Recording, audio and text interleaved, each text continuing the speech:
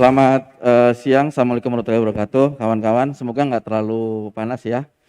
Kita sengaja tempatnya di sini supaya kita bisa jaga jarak.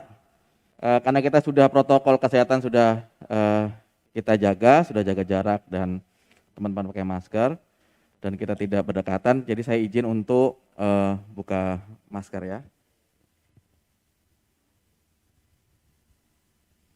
Oke, kita kan penting nih untuk menyampaikan informasi kepada publik. Pertanyaannya kan sudah ada Satgas, kan sudah ada Kementerian Kominfo, kan sudah ada Komite Penanganan COVID-19 dan Pemulihan Ekonomi Nasional KPCPEN. Apa gunanya kita komunikasi publik? Itu udah mereka aja yang komunikasi publik, ya kan? Dibayar pula sama pajak-pajak teman-teman, nanti teman-teman kan bayar pajak nih, makan di mana bayar pajak PPN dan segala macam, beli apa bayar pajak. Udah punya NPWP semua kan rata-rata. Ya, mereka aja yang kerja. Kenapa kita harus mikirin komunikasi publiknya harus kita? Oh, nggak semudah itu ternyata. Kalau tidak dibantu ini, ya nanti saya akan ceritain. Kalau tidak dibantu kita akan lihat bahwa sampai kapanpun yang namanya COVID-19 tidak akan pernah hilang. Tidak akan pernah kemudian orang akan bisa pulih ekonominya, kesehatannya akan kemudian pulih, ekonominya akan bangkit. Jadi soal COVID ini bukan sekedar kesehatan, vaksin, disuntik, beres. Enggak, ini ada komunikasi yang tolong dibantu sama kawan-kawan di sini. Ya, saya lanjutkan dulu nih. Mungkin teman-teman pernah lihat ini, saya bukan orang kesehatan, tetapi teman-teman kurang lebih paham lah bahwa untuk mencapai satu kekebalan kelompok, ya kekebalan kelompok saya tulis perlu ada sekian persen orang yang kebal, kebalnya salah satu melalui vaksinasi. Kan kalau kita lihat grafisnya, nah kita bisa lihat pergerakannya. Jadi kalau yang kebal cuma 50% ya tetap aja nyebar, tapi yang kebal 70%, misalnya 70%-nya disuntik atau tervaksinasi, lebih banyak yang kebal, apakah karena kebal imunitasnya misalnya karena divaksinasi tentu akan lebih baik. Ini bicara tentang konsep kekebalan kelompok. Teman-teman kesehatan pasti sudah paham. Yang mau saya tunjukkan di slide berikutnya adalah konsep kebebalan kelompok. Bebal. Yang satu kebal, tetapi ada orang-orang yang bebal. Inilah yang perlu tolong dibantu oleh kawan-kawan semua. Kalau teman-teman pakai media sosial, ada teori yang mengatakan istilahnya echo chamber. Echo chamber pernah dengar? Echo gema, chamber ruang gema. Apa sih echo chamber itu? Kalau kita masuk satu ruangan seperti ini, lalu saya ngomong lalu ada gemanya, yang kita dengar suara siapa? Suara kita sendiri, ya kan? Echo chamber itu terjadi juga di media sosial. Echo chamber itu pada intinya, kalau teman-teman kan pakai Instagram, Facebook, Twitter segala macam, kecenderungan kita adalah memfollow orang-orang yang sepikiran dengan kita. Misalnya kita nggak suka dengan pikiran ini, kita nggak follow, kita akan follow orang-orang yang sepemikiran dengan kita. Artinya setiap hari kita buka akses media sosial, yang kita akses adalah pikiran kita sendiri, yang mengkonfirmasi apa yang kita percaya. Kalau kita percaya vaksin itu baik, dan teman-teman kita sekeliling kita percaya vaksin itu baik, ya kita terkonfirmasi. Tapi kalau gue nggak percaya sama vaksin, Bu. Ini apalagi pemerintah ngomong kosong doang misalnya. Terus kita bergaulnya di internet segala macam sama orang-orang yang pemikirannya sama. Kita tidak di-challenge pikiran kita. Yang ada adalah bener kan tuh. Ternyata pemerintah ngomong doang nih, ternyata vaksin ini nggak aman nih. Kata siapa? Dia kan teman-teman gue. Ya teman-teman lu itu doang. Itulah kebebalan kelompok yang terjadi gara-gara media sosial. Kita lihat nih misalnya nih contoh gambaran gampang aja, kalau zaman dulu zaman politik jelas banget ya, ada kampret sama cebong. Ini merah biru, ini kan terpolarisasi, yang merah merasa merah yang benar, yang biru merasa biru yang benar. Kita butuh orang-orang yang di tengah ini untuk ngomong, yang merah, biru emang ada salahnya, tapi dia juga ada benernya, kita ambil benernya yuk. Biru, merah emang kadang-kadang ngaco, tapi dia beberapa hal bener kok, yuk kita ngobrol. Harapannya teman-teman di sini nanti itu menjadi di tengah, nggak merah, nggak biru.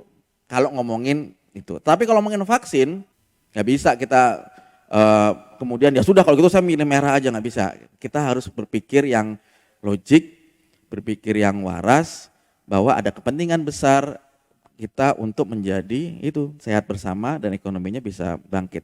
Saya lanjutin dulu ya. Ini yang paling kiri ini adalah orang-orang yang gua nggak mau tahu deh. Pokoknya lu mau vaksin kayak gimana gua gak peduli. Itu pilihan mereka. Tapi banyak juga yang sudah menerima. Yang perlu kita bantu, kita komunikasikan publik, tolong dibantu kawan-kawan dengan menggunakan media sosialnya dan segala macam adalah yang di sini. Yang masih sekitar 30% ini 27, sekian persen 30%. 30% itu kalau dihitung-hitung kalau herd immunity itu kan baru 70% yang mau, 30%-nya kan masih belum, masih ya antara mau dengan enggak lah. Ingat kita semakin banyak yang mau, semakin bagus, semakin cepat insya Allah COVID ini bisa kita tanggulangi. Kita lihat bahkan penyebarannya di setiap provinsi beda-beda, ada yang cuman Aceh misalnya cuma 46% yang oke. 74% misalnya di daerah Papua, di daerah lain masih kecil 54%. Masih nggak merata. Ya, jadi ada namanya kekebalan kelompok dan ada namanya kebebalan kelompok. Tolong dibantu yang bebal, diajak ya. Ini kita lanjut dulu. Alasan menolak vaksin, nanti ini kenapa saya ceritakan ya. Kenapa ini penting, karena tidak yakin keamanannya, nggak yakin efektif. Lalu ada kutipan-kutipan di sini. Kami tidak tahu apakah vaksin itu efisien atau enggak, efek sampingnya ini dan segala macam. Di konsep komunikasi publik, bagaimana cara mempengaruhi orang supaya orang menjadi ragu adalah pendekatannya FUD. Fear, dibikin takut, gila lu tuh vaksin tuh, banyak yang mati disuntik vaksin, nanti kita lihat. Uncertainty, ketidakpastian, ini jadi nggak sih vaksinnya? November, Desember, Januari, kapan sih vaksin yang mana gitu? Uncertainty, satu lagi doubt, dibikin ragu. Emang ampuh ya? Emang aman ya? Jadi konsep FUD inilah yang kemudian terus didorong oleh orang-orang yang entah kenapa jahat aja pokoknya.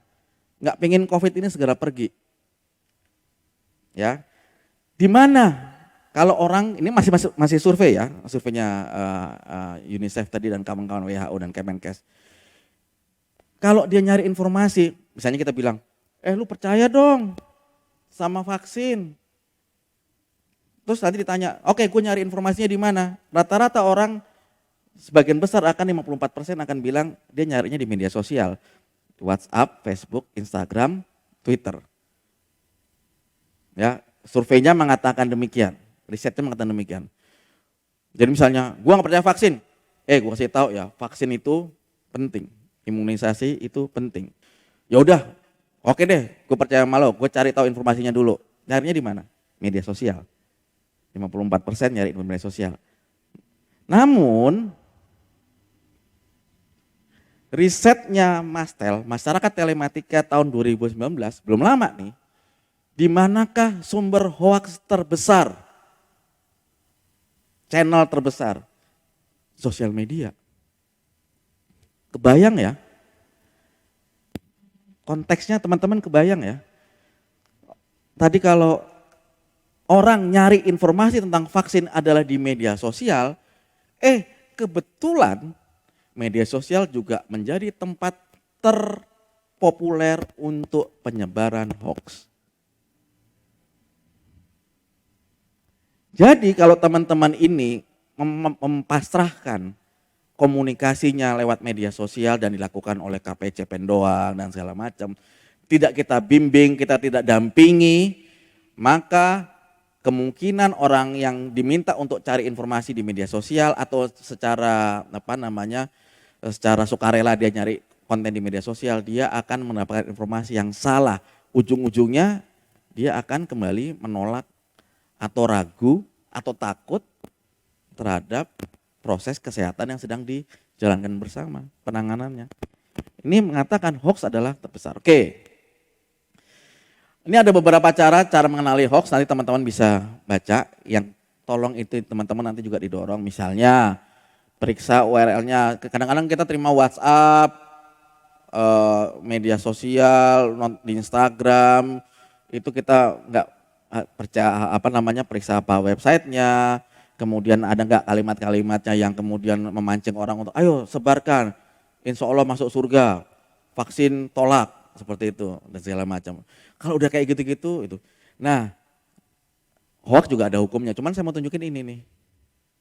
Tidak semua hal itu kemudian bisa kita menjadi terlalu takut. Hoax itu sebenarnya dibagi 3. Yang mana yang perlu kita waspadai, mana yang kira-kira ya udahlah nanti kita kasih taunya pelan-pelan. Misalnya, waktu ada 3, ada namanya disinformasi. Disinformasi ini adalah informasi salah dan sengaja dibuat untuk menyebabkan kekacauan. Misalnya, vaksin itu kita buat seolah-olah vaksin ini berbahaya. Ada orang divaksin dan kemudian sekian orang meninggal. Beritanya nggak ada, dibuat-buat. Itu disinformasi. Misinformasi adalah informasi salah namun tidak sengaja dibuat untuk menyebabkan kekacauan. Saya termasuk yang penyuka yang misinformasi karena ya udahlah itu kadang-kadang buat kesehatan. Apa misalnya? Eukaliptus, minyak kayu putih itu bisa mencegah vaksin. Makanya ada yang bikin kalung. Ya, saya nggak perlu sebut institusinya. Dibikin. Loh nggak apa-apa kan? Itu juga barang yang sehat gitu loh. Nggak bikin orang jadi bengek juga, karena sekarang saya selalu ngantungin minyak kayu putih kecil. Jadi kalau masker saya udah mulai nggak enak, saya tetesin minyak kayu putih kayak orang tua gitulah. Saya pakai, nggak jadi masalah. Misinformasi, tapi ya udahlah. Malinformasi, peristiwanya terjadi, namun digunakan untuk menimbulkan kekacauan. Ada kasus seorang TKI baru pulang, kemudian dia cerita dia divaksin dan kemudian lumpuh atau terjadi satu kasus lah. Kasusnya ada, tapi dia divaksinnya vaksin flu.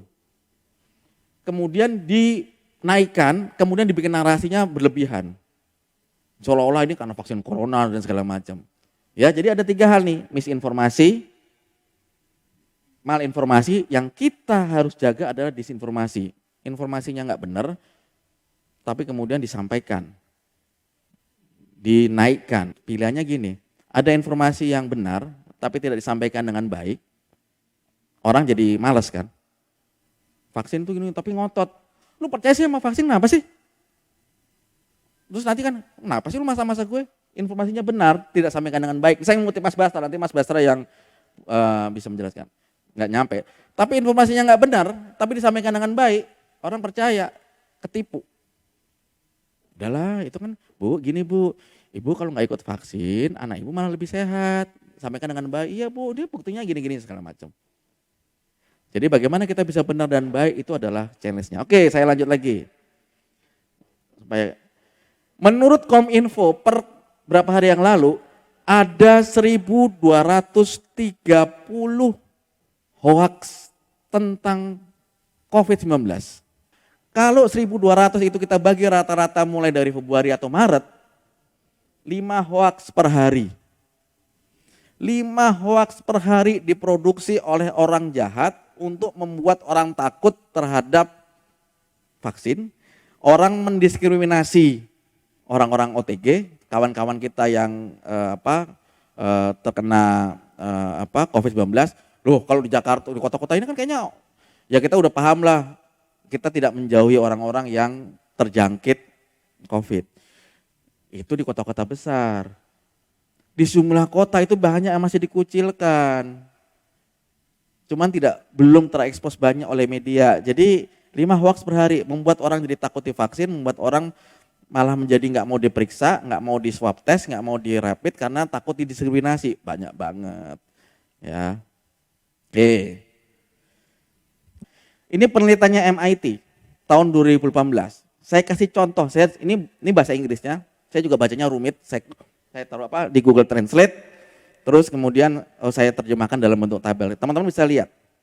Yang atas yang merah disinformasi, hoax. Yang bawah klarifikasinya. Ini berdasarkan riset, teman saya visualkan. Pada saat hoax ini didorong, dalam waktu kira-kira setengah jam, ini saya cuma ambil angka setengah jam, dia sudah mencapai level 10. MLM, paham ya MLM? Downline 1, nanti downline 1 ke downline 2, ya kan, downline 3, MLM tuh. Dalam waktu 1 jam, dia sudah sampai level 20. Kalau klarifikasinya di jam yang sama, anggap sama detiknya, langsung keluar klarifikasinya, untuk mencapai level yang sama, dia butuh 1 jam. Bayangkan kalau klarifikasinya telat. Jadi teman-teman kalau di komunikasi publik, ya begitu ada hoax, dan klarifikasinya bisa 12 jam berikutnya, 1 hari berikutnya, 2 hari berikutnya, ampun itu udah damage has been done. Kok bahasa Jawanya? Enggak bisa diapa-apain. Sekarang kita lihat lagi. Kenapa berhenti cuma di level 10 klarifikasinya? Yang ini kok bisa level 19? MIT lagi-lagi melakukan riset. Berita hoax itu akan mencapai dengan cepat ke level 19, sementara berita klarifikasi akan jauh lebih lambat dan tidak pernah bisa mencapai ke level yang sama dengan hoaxnya. Kebayang kenapa bisa terjadi? Mari kita ingat-ingat, kalau kita terima hoax atau keluarga kita, kawan kita hoax, wah ini orang harus tahu nih, kita langsung share, ya kan? Langsung share, gila nih, gak bener nih si A, si B ini, share. Keluar berita klarifikasinya muncul, gitu, setengah jam kemudian. Oh ternyata hoax. Belum tentu kita akan share, ya kan?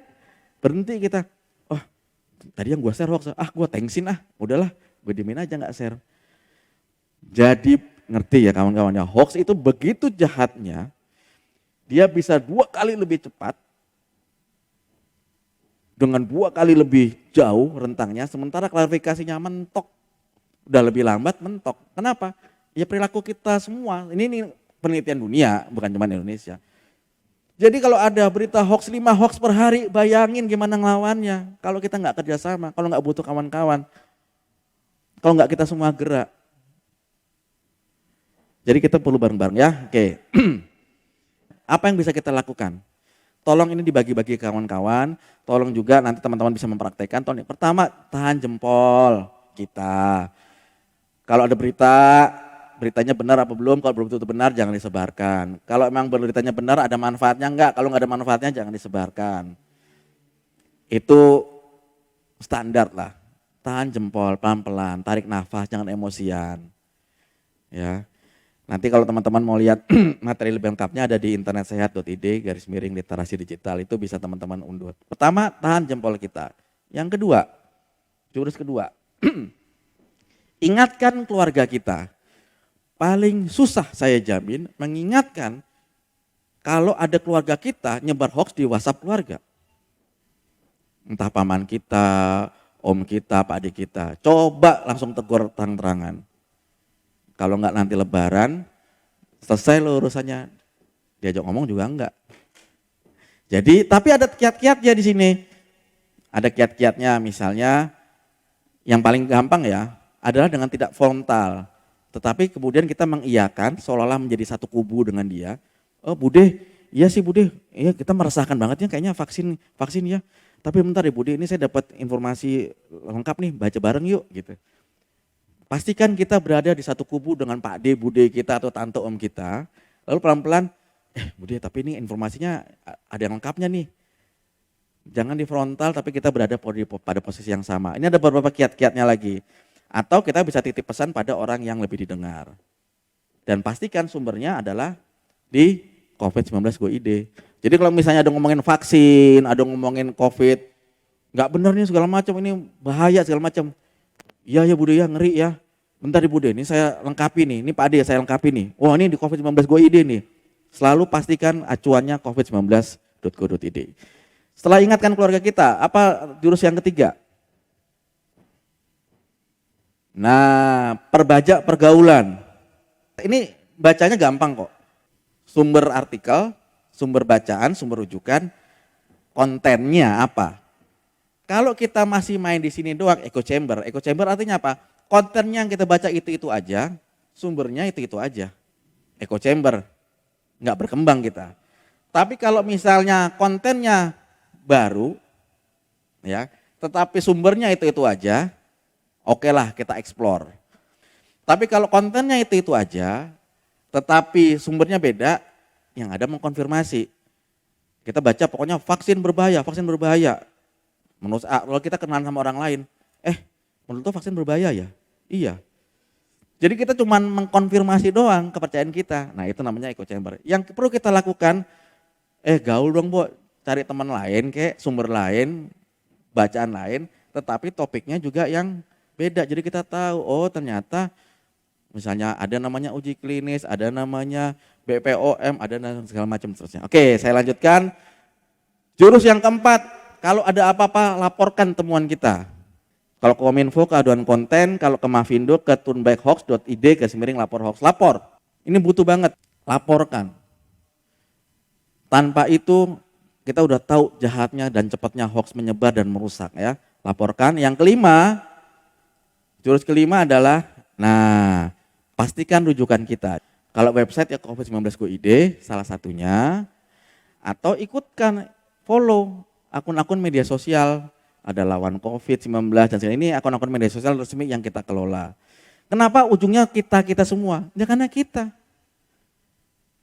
Maju enggaknya peradaban di Indonesia, bisa enggaknya kita segera kesehatan pulih, ekonomi bangkit, kita. Bukan pemerintah, bukan UNICEF, bukan KPCPEN, bukan fakultas ini, fakultas itu, tapi kita semua bareng-bareng. Dan terakhir, yang keenam adalah sebarkan buku saku kita. Ini buku tolong disebarkan. Silakan diunduh, gratis, di-download di SID Info Vaksin. Teman-teman kalau lihat di sini ada logo putih kosong.